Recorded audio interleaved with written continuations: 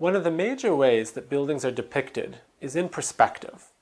The basic distinguishing feature of perspective is that these are drawings, or in fact a way of seeing the world, in which parallel lines converge at infinity, way off in the distance. The first thing for us to think about is that perspective is actually a construct. It's part of the Western artistic tradition.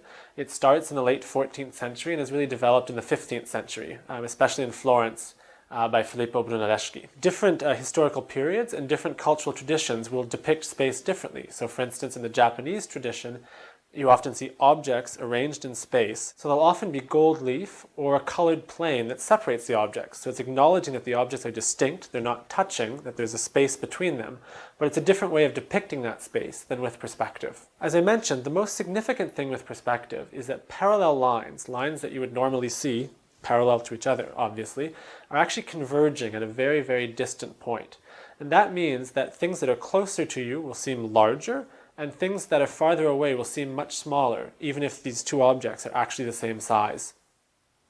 The place where these lines converge, which we can think of as being infinity, far, far, far away, is actually called a vanishing point, and it's placed on what we call the horizon. There are three major kinds of perspective drawings that we're going to look at. And what differentiates these three kinds, and we call them 1 point, 2 point, and 3 point, are the number of vanishing points that are used on the drawing. In the simplest form, we'll use one vanishing point. So if we look at this drawing, let's imagine first of all that a line is drawn, and that's the horizon.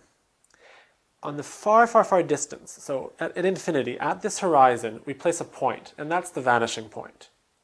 Now let's imagine that we're constructing a room, so an object that's in the space that's between us, the viewer, and the horizon, and the vanishing point. We start, and now we draw a window, we draw a frame, and now we're going to put in a floor, walls, and a ceiling.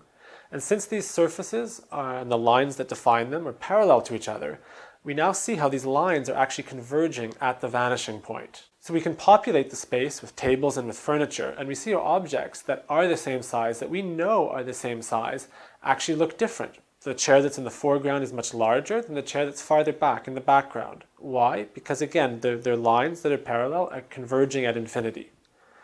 Perhaps the most important thing that we notice with a one-point perspective is that as a viewing subject, the person who's looking at the drawing, we notice how our viewpoint is looking right at the vanishing point. So where we're looking is where all these lines are converging.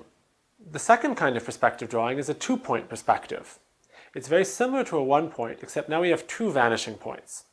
So let's look at this in the same way.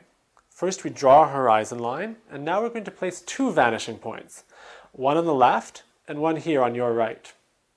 Now let's imagine an object that's placed in the space that's between the horizon and you, the viewer.